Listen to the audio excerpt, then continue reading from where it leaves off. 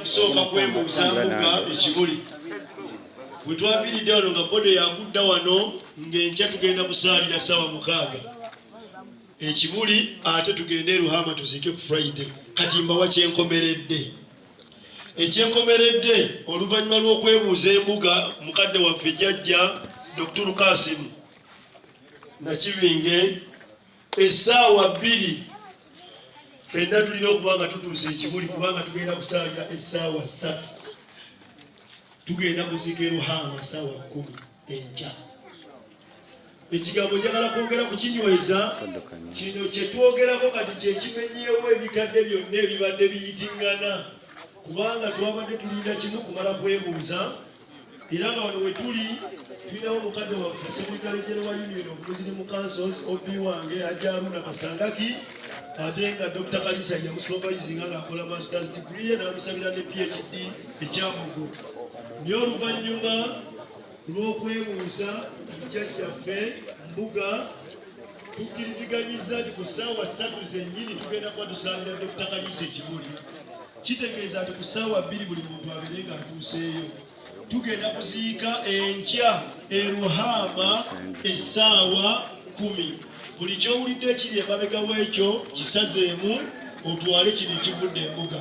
Awo we tuyimiridde era kino kyenjogerako kye kisazizaawo biri ebyasoose kubanga kino abasuula gamaze okutuula ekibuli ne gakiyisa era tugamba nti essaawa zino gye bujja nga twagalamikeeka tugende mu swala tugende mu yirimu bwe tunaagimaliriza tugambe tuziika nkya ssaawa 10 naye wagenda kubeerawo Wa alaikum salam wa rahmatullahi wa barakatuh. Inna lillahi wa inna ilaihi raji'un. Qaddara Allahu wa ma sha'a fa'ala.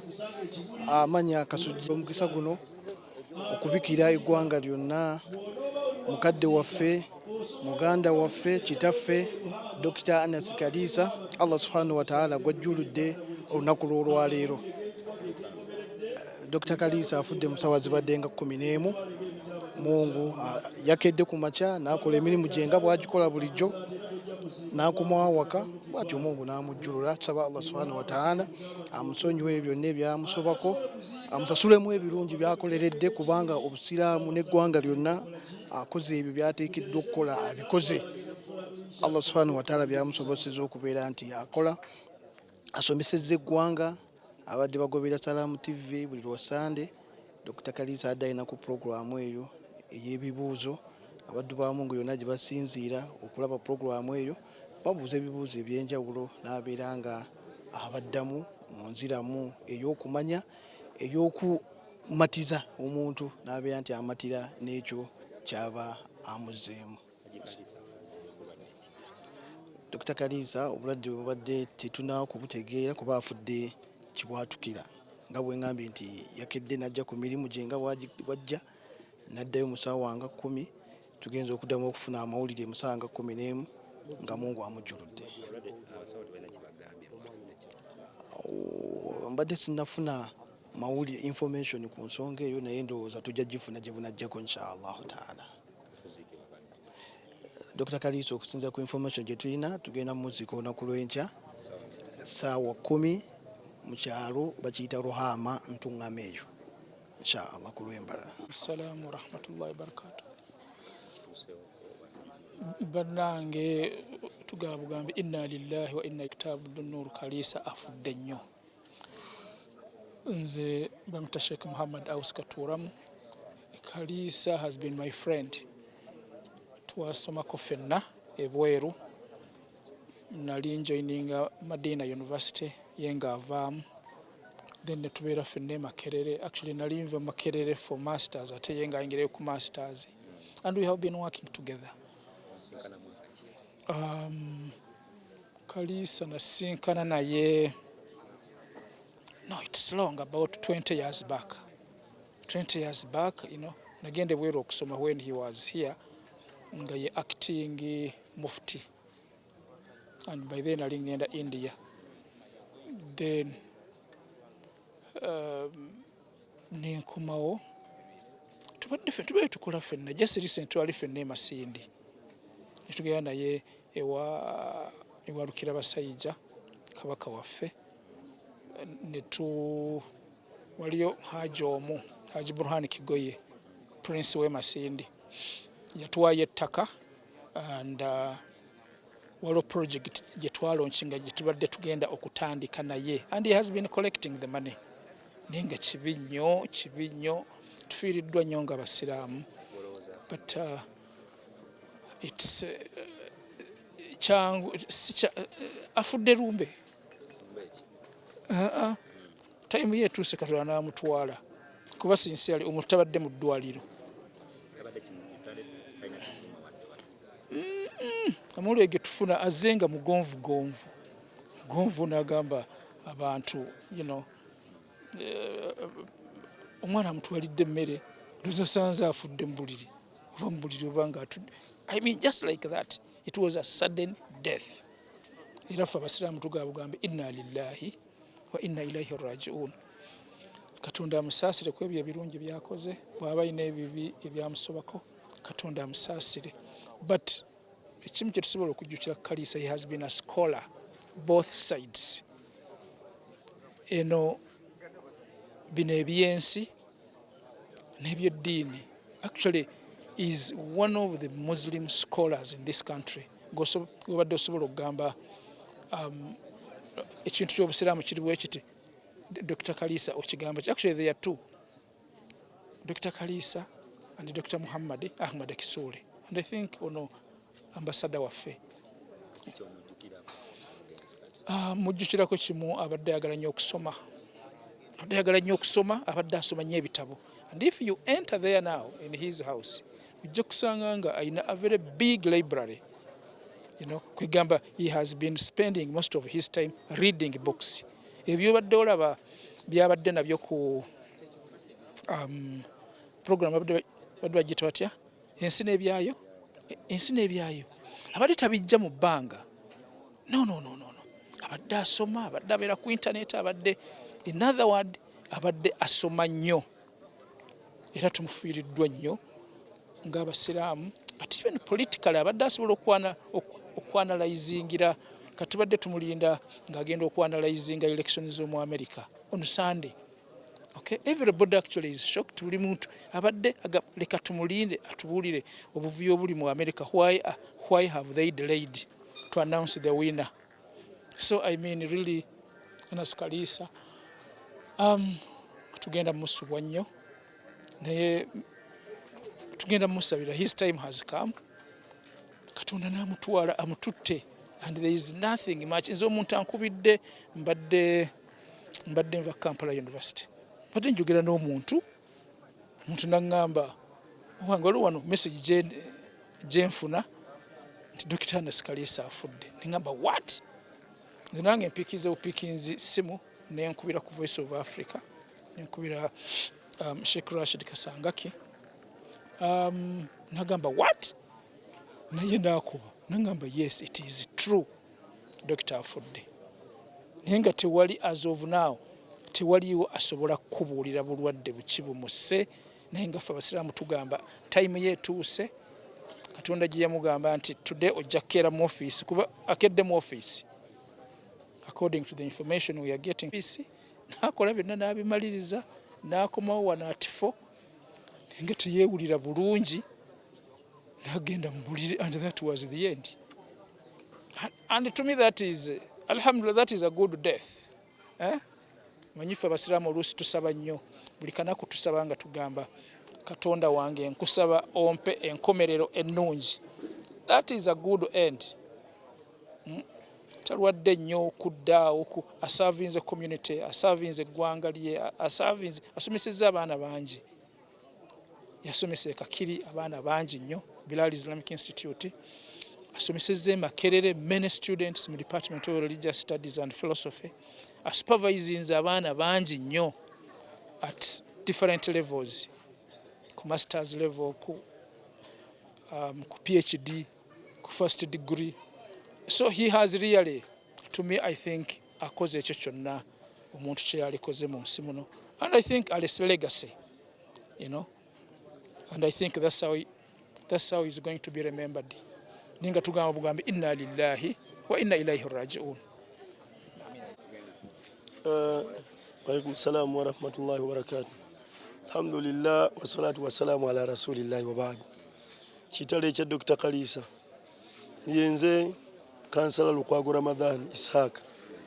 Abanji kati ennaku zino bandabira ku bipande ng'omuntu asaba bwa meya bwe Kawempe. Ndi kansala wa kitundu kino akaseera kano ekye Kawempe Mbogo Dr. Kaliisa mwabadde abeera kati omugenzi. Nze omu ku bantu abatono oba abasatu abagolodde Dr. Kaliisa nga afudde kubanga mulirwana wange. Bw'oba ovudde ku luguudo olw'ettula wansi ng'oyambuka osooka wange nodde wa Dr. Kaliisa. So mu ngeri yemu ate bw'oba ovudde wambuka ku muzikiti ng'okkirira bw'ovuwa Dr. Kaliisa ojja wange. Atuyiseeko nga zigenda mu saa 12 ng'ava ku Salamu TV kukola. Era n'akomawo wano ewuwe mbadde ne meeting zaffe zino entono ez'ebyobufuzi. Bw'ayambuse tewayiseewo ddakiika ziwera 15 tugenze okuwulira ng'eno waliyo okuleekaana. Nga mulirwana omulungi n'envayo n'embuuza nti okuleekaana kuvaawa nti waggulu Dr. Kaliisa alabika afudde. So nensembera waneeno ne Haji Muhammad Kabugo abadde ne muganda we Haji Abdulkarimu Kaliisa okutuuka mu kisenge nga Dr. afudde. Badugani Dr. asoose kutuulako ku lubalaza eddakiika nga 10 n'anyumyako n'abavubuka be nga talina nsonga yonna naye n'ayingira mu nju. Bwana Ali Boxer atugambye nti bwe baawukanye ku Salamu TV kuba bamuleseeyo ng'akyakola n'abagamba nti olubuto lubadde lumulumamu ki bulumi katini era bw'akomyewo wano ensonga tezibadde za lubuto kuba atudde awo ku shedi n'anyumya bulungi ddakiika ze nga 10-15 bw'ayingidde mu nju n'akola ki n'afa. Kakati bwe tuzze ne tugamba nti twongere tukonfaminge wadde tubadde tumaze okumugolola kuba tetuli basawo ne tugamba nti tufuna ambulance emutwala ekibuli bongere okukakasa oyinza okubika omuntu nga badde azirise buki buzirisi naye ab'ekibuli nabo ne bakonfaminga nti Dr. akoze eki Dr. afudde. Nabwe kityo obuvunaanyizibwa kati obutambuza wano famire ekyabunkwasizza era ne programu zonna ezigenda mu maaso mu kuziika kwa Dr. nze omu ku bantu abazirimu era nze omu ku baziwaayo. Njagala kutwala omukisa guno okubategeeza ntufiiriddwa yirimu. Njagala kutwala omukisa guno okubategeeza ntufiiriddwa history. Njagala kubategeeza tufiiriddwa omuntu amanyi okwanalizinga ebyobufuzi n'ebyenfuna. Tufiiriddwa omusajja ayogera ensonga. Ffe nga bamulirwana tufiiriddwa, ffe nga naffe abeesimbyewo tufiiriddwa kubanga badde atuwandako eddusu n'ebigambo bye n'abyogera. Dr. Kaliisa olunaku lw'enkya ku ssaawa 3 zennyini tugenda kumusaalira ku muzikiti ekibuli ku ssaawa 3 era omuntu yenna n'amusaalirako ssaawa 2 kyandibadde kirungi ne zikusanga ekibuli olw'ensonga nti jjaamu ayinza okukwata n'osanga tusimbuddewo. Dr. Kaliisa tugenda muziika olunaku lw'enkya olwokuna ku ssaawa 10 e Ruhama era tulowooza nti oba oli awo n'anaaziika e Ruhama ku makya wandikedde kusimbula kubanga programu ziyinza okubeera nga mpanvu. Naye oba oli awo bw'onooba tosobodde kibuli ssaawa 2 zikusangeyo. Ffe ekyaffe kusaba nga tusaba Mukama Katonda amusaasire ng'omuntu ateekwa okubeerako n'ebintu ebitatambula bulungi. Mu ngeri y'emu ne tukubiriza ne bannaffe abali eyo nti bannaffe bwe babanga bafudde tulwanenga nnyo bwe wabawo ebitatambula bulungi wakati waffe tubasonyiwe kubanga babeera mu basaasirwa era tugamba nti Dr. Kaliisa tumwogerako birungi byereere. Abadde musajja musomesa, abadde musajja ayogera ensonga, abadde musajja ateekubiira. Opposition efiiriddwa nnyo, NRM efiiriddwa, eggwanga lifiiriddwa, Kawempe afiiriddwa, n'ensi yonna efiiriddwa. Omusajja omumanyi y'omu ku baddokita abatono abalina PhD mu Uganda ate ez'Oluwarabu owulira bulungi. Era bwe mbadde nga nshiyaringamu ne Dr. Kasene ne Professor atudde awo agambye nti tufiiriddwa nnyo nenze nga mulirwana nja kugamba nti tufiiriddwa omusajja omulungi. Twagala okwebaza mwe bannamawulire mutukozesezedde omulimu mulungi ogw'okusaasaanya enjiri y'okufa kwa mukadde waffe Dr. Ate era twagala okwongera okusaasira n'abantu ab'enjawulo abafunye okusomozebwa okw'enjawulo ng'okufiirwa. Twagala okusaasira bannaffe abaafiirwa mu kadde waffe Pastor Yiga. Twagala okusaasira bannaffe abafunye okufiirwa okw'enjawulo. Tugamba nti bannakawempe kubanga ne Pastor Yiga abadde mu nnakawempe ne tugamba nti bannakawempe tuviiriddwako abasajja ababadde boogera ensonga. Tusaba Mukama Katonda atusobozesa okutambula obulungi olunaku lw'enkya tugende e Ruhama tuziike Dr. Kaliisa ku ssaawa 10 ate abo bonna abanaabasobodde tweyiwe ku muzikiti ekibuli kubanga kisaanidde. Nze Lukwago Ramadan, meeya wa Kawempe addako. Assalamu alaikum warahmatullahi wabarakatuh. Assalamu alaikum warahmatullahi wabarakatuh. Inna lillahi wa inna ilaihi rajiun. Bane tusaaliddwa nnyo naddala ffe ba academicians. Sheikh Kaliisa abadde omu ku bannayuganda abasiraamu abalina PhD. Era kati omuwendo gwaffe ogwa PhD gusaliseeko. Era y'omu ku baasooka okufuna PhD ebiseera bire byasooka abegakaawo. Naye tusaaliddwa nnyo okufiirwa Sheikh Kaliisa abadde academicians, abadde Sheikh, abadde omuweereza w'abantu mu ngeri zonna. Nze ndi muliraanwa we ennyumba nga 3 emabegaawo. Naye mbadde nzijja wano ne tunyumya twogera ebintu bingi ebikwata ku ggwanga, ebyobufuzi, ebyeddiini, kale tufiiriddwa nnyo. Tusaba Allah amuwe ekimuli eky'emirembe. Era mujjukirako Sheikh abadde muweereza wa ddiini ebiseera bingi, kubanga mu biseera bya Sheikh Suleimani Matuvu yali mufti wa Uganda, yali deputy mufti wa Uganda. Era yaweereza mu busiraamu nga deputy mufti mu biseera bya Sheikh Suleimani Matuvu mu myaka ndowooza 7 eyo. Kale nabadde muweereza wa ddiini kyemujjukirako. Era nga ng'abuulira ensonga ng'ali articulate ng'aweereza ate nga ayagala nnyo ebintu by'abannakyewa okuyamba abantu. Sheikh namusinkana nga muweereza wa Supreme Council nga nze ndi headmaster Kawempe Muslim Primary School myaka gye7, 7 kale okuva olwo twinteractinga ate butwamala twinteractinga mu bya academics nga bade ngambye nti abadde academician tubadde tusharinga academic circles. Kale mujjukirako abadde muntu mulungi nnyo. Tusaba Allah musaasire amuwe ekimuli eky'emirembe. Ayire musonyiwe. Assalamu alaikum warahmatullah. Amanya nakazibwe Fatuma omutuuze wa Kakungulu nga neiba wa Haji oba wa Dr. Kaliisa nga tunyuliddwa nnyo olwa Haji tufaako olwo tugendako omuntu abadde amanyikiddwa ow'ekitiibwa mu Kakungulu ne mu Mbogo zone bana yabadde amanyikiddwa mu nsi yonna. Tunyuliddwa nnyo kuba abadde muntu wa mugaso nnyo, omuntu atuukikako, omuntu aemployinze abantu bangi muno almost mu Uganda yonna kuba abantu mumumanyidde ng'omuntu wa media abadde nnyo ku NBS salaamu. So tuli banakuwavu nnyo ne tusaba Katonda tubeere nga atunyiga emitima ab'emikwano n'awamu n'abafamile. Nze muyigiddeko ng'omuntu w'eddiini bannange abadde ayagala nnyo obusiraamu kuba nange njagala nnyo obusiraamu, anjigiriza nnyo eddiini era nga programs entera oziraba. Ate nga muntu mukozi akubiriza nnyo abantu babeere nga bakola ate nga abantu babeera n'emikwano egiina omugaso. So nze ndi musanyufu nnyo kuba abadde alina ekinene kyanyongerako mu ngeri emu oba endala. So nsaba busabi Katonda abeere nga atugumya emitima bannange n'obutalekerayo. Bannange njagala mundabire ddala ku kya kansa Yosifiri Human Kansala Kakungulu Mbogo zone Nyakazibwe Fatuma wa FDC. Assalamu alaikum warahmatullahi wabarakatuh. Amanya gange nze Mukasa Miss wa miti nga nze wano kungulagirako family ya Sheikh Abdul Kaliisa omumanyi muna owenjigiriza Dr.